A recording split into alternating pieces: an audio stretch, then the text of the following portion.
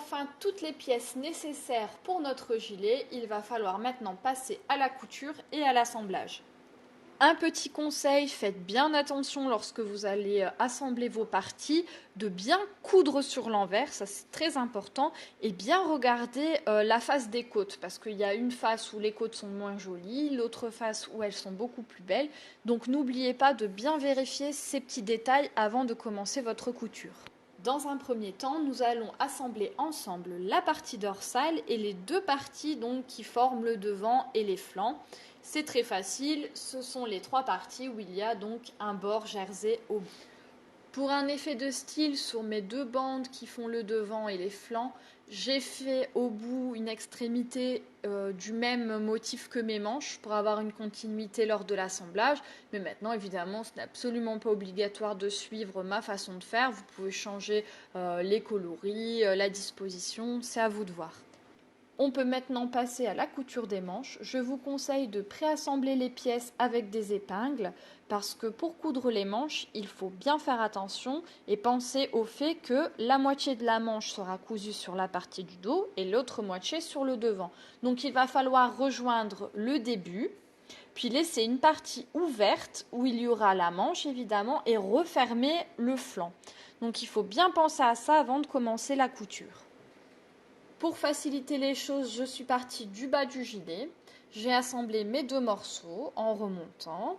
Une fois arrivée donc à la manche, j'ai cousu comme sur l'image la première partie au dos.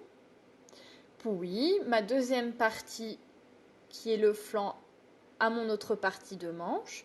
Et puis ensuite, j'ai pu enfin rejoindre la partie dorsale et la partie flanc ensemble comme on était parti tout à l'heure du bas. Normalement, à ce stade, votre assemblage devrait ressembler à ceci. Il ne manque plus que les deux parties pour faire le devant. Comme tout à l'heure, pensez à bien coudre sur l'envers, ouvrez bien votre gilet, réfléchissez bien avant de vous lancer parce que quand il faut démonter, c'est vraiment pas marrant. Une fois que vous aurez cousu votre première partie le long de la bande flanc, vous pourrez évidemment aller coudre l'autre côté. L'assemblage est terminé, il va falloir maintenant absolument enfiler le gilet pour pouvoir placer le col. Donc une fois que vous aurez enfilé votre gilet, vous pourrez attacher avec des épingles à nourrice et faire bien attention au fait que le premier pan doit être droit contre le cou et l'autre plié. Une fois que vous avez pris vos repères et placé vos épingles, retirez délicatement le gilet et placez-le à plat. On va passer à l'étape des boutons.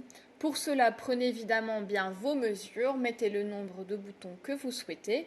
Moi, j'utilise des épingles de sûreté pour toujours tomber bon au niveau du bouton et de la boutonnière. Donc, j'attache d'un côté et de l'autre et je détache au fur et à mesure que je couds mes boutons et que je fabrique mes boutonnières. Comme ça, je suis toujours certaine que c'est aligné et que c'est OK. Une fois tous les boutons cousus, nous allons pouvoir passer aux boutonnières. Nous allons voir ensemble comment faire une boutonnière après avoir tricoté, parce qu'évidemment, on peut faire la boutonnière lors du tricot, mais dans ce cas-ci, et pour ce modèle-ci, c'est beaucoup plus simple de la faire après, pour donner aussi un effet un petit peu ondulé au bord et donner un style au gilet. Pour former la future boutonnière, il vous suffit de passer délicatement votre doigt à travers les mailles pour former le trou. Si vous n'utilisez pas comme moi la technique de l'épingle à nourrice, je vous conseille de toujours bien prendre vos mesures afin que vous ayez le même espace entre chaque boutonnière. Passez un fil dans votre aiguille et on est parti donc pour faire le bord. Il vous suffit simplement de passer l'aiguille dessous, de revenir en simple point et de faire tout le tour pour former en fait la boutonnière.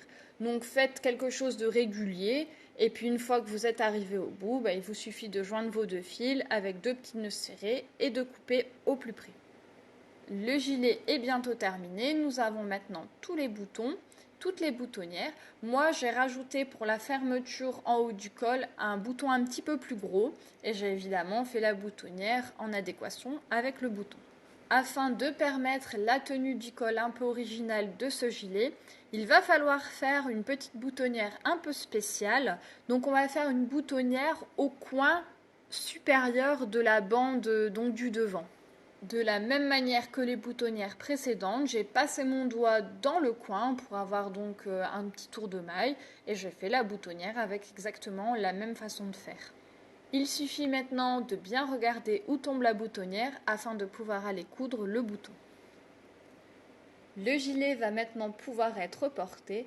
Maintenant, c'est à vous de jouer, à vous de changer les couleurs, les motifs, éventuellement aussi les points.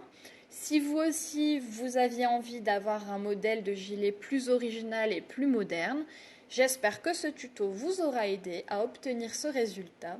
Je vous fais plein de bisous et je vous dis à bientôt.